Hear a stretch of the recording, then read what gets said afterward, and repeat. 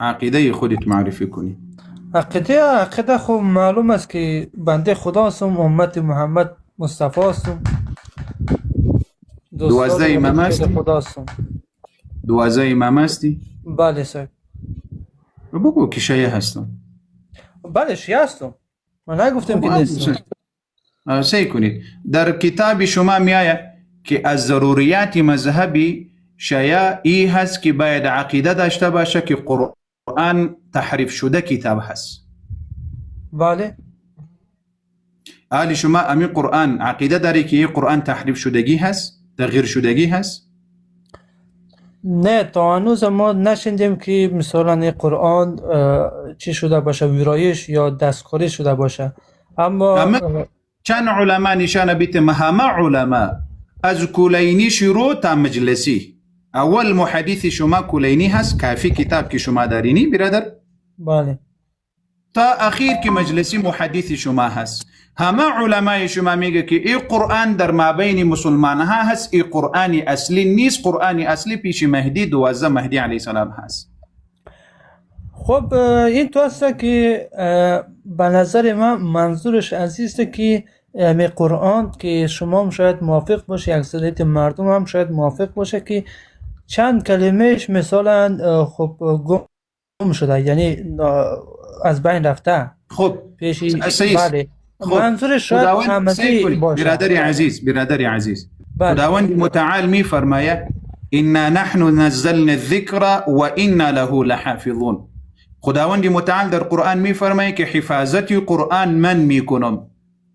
لا بل در جای دیگه می فرمایه لا یأتیه الباطل من بین یدیه ولا من خلفه، هیچ یک لفظ از قرآن گم نمیشه. قرآن خداوند متعال می فرمایه که حفاظت قرآن من میکنم و از هیچ طرف نقصان و تغییر نمیآید. آلی قول علمای شما ما باور بکنیم یا قول خداوند متعال که در قرآن هست؟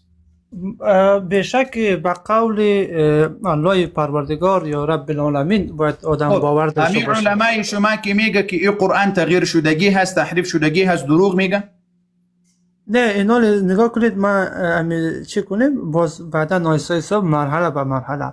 شما گفتین که الله متعال گفته که مثلا قرآن نزد ما هست، یعنی از وقتی که پیش ما باشه گم نمیشه، یعنی ناقص نمیشه. درسته سمیره شما گفتین؟ نه این پیش من نی، خداوند متعال میفرمایه که قرآن ما نازل کردم، در دنیا نازل کردم و در دنیا حفاظتش میکنم. دقیقاً اما منظور من بود که خداوند نازل کرده یعنی کم و پیش نمیشه. درسته؟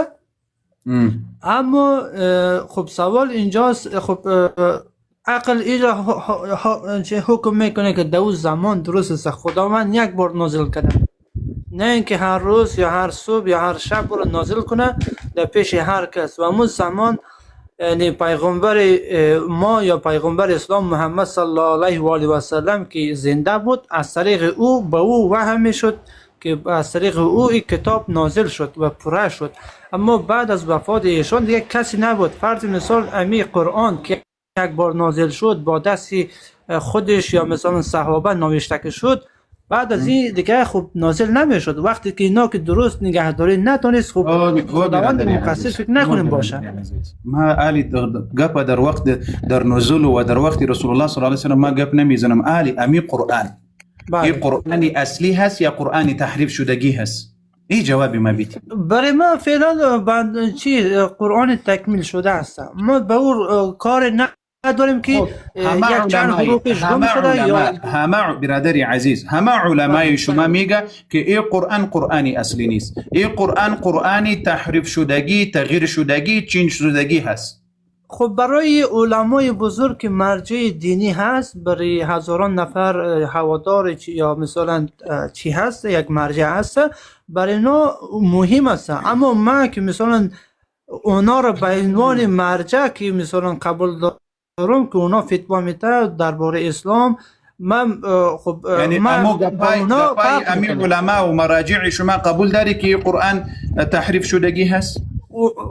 اونا که وقتی میگه اونا زبان خود، یعنی به خاطر این میگه که چی هست زیر سوال نرو، چون یک از مرجعش مثل من یا یک توی دیگه که برو پرسان کنه خب قرآن ناقص شد یا نه، در صورتی که خب روایت زیاد آمده که چند چی مثلا بعضی از حروفای خب قرآن گم شده یا مثلا پاره شده یا بعضیا میگه بوس خورده، نمیگم چه رقم است. دوستان من درست خب از زبان مردم من چی میکنم نقل مکان میگم، نه اینکه شکم خود من بگویم. خب اونا میگه که ناقص است. خب اونا به عنوان یک مرجع کلان یا عالم است، اونا یعنی درست میفرمایید، یعنی درست میفرمایید به عنوان یک یعنی شما این گفت میگی که امی علما و مراجع ما میگه درست میفرمایه که مراجع ما هست که این قرآن تغییر شدگی هست، تحریف شدگی هست. نی تغییر نکده، اما فقط من گفتم گم شده.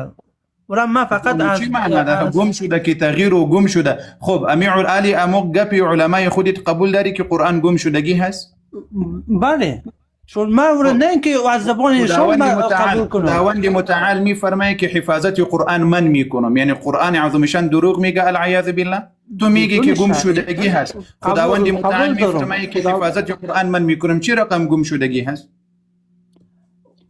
خب از زمانی که مثلا امی قرآن نزد صحابه که بود که از پیشان به گفته مردم یا چیک بوز خورده، اینجی زمان دیگه خداوند مسئولیت نداره. یک بار او برادر ای کاش که امو گپی در کتب شما بود که بوز خورد. بوز علی یک بوز میای پیش ما همه قرآن میخوره. این عقل قبول میکنه که پیش همه مسلمان ها و در سینه های مسلمان ها بوز خورد؟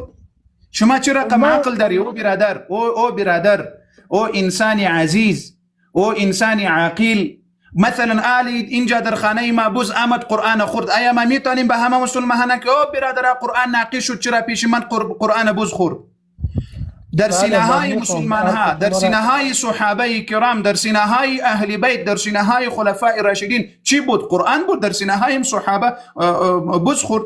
اول خو این روایت دروغین هست، لیکن آلی کتاب شما میگه که این قرآن 30 جز هست. 2 جز یعنی 2 کامل جز پیش مهدی علیه السلام هست. این جز 30 هست، یعنی 3 قسم 2 قسم پیش مهدی هست. این چیزا خرافات است. ما به عنوان یک خرافات هست. بله این چیزایی که میگه که قرآن امام صادق علیه السلام میفرمایه، امام صادق علیه السلام خرافات میگه؟ نه این اگر زبان اونا اگر نقل شده باشه او را کسی انکار نمیتونه، چون اونا میگه که این جای هست. یعنی اگر در روایت ثابت شدگی هست که دو حصه قرآن پیش مهدی هست، یک حصه پیش مسلمان ها هست، این گپش درست هست از امام صادق علیه السلام؟ بله این گپش من تایید میکنم. چون خلاص یعنی خداوند متعال دروغ میگه در قرآن عظیمشان العیاذ بالله. امام صادق علیه السلام درست میفرمایه، خداوند متعال در قرآن دروغ میفرمایه. برو بخیر. بله ما یک چیز قول جمله اقرار. الله اکبر. الله اکبر. خبر باندې تاسو کده چې دا ډیر خلق الله دې رحم کده چې فارسی زده کړی نه او دری زده کړی خپل ژبه اقرار وکړه. استغفر الله. وای کله چې ما کتاب مراجع وای صحیح وای، کله چې وای ما امام وای هغه صحیح وای، خو قرآن سی وای قرآن صحیح نه وای. الله سی کوم خبره کې الله صحیح خبره نه کوي. استغفر الله سی کوم خبره کوي الله صحیح خبره نه کوي. استغفر الله.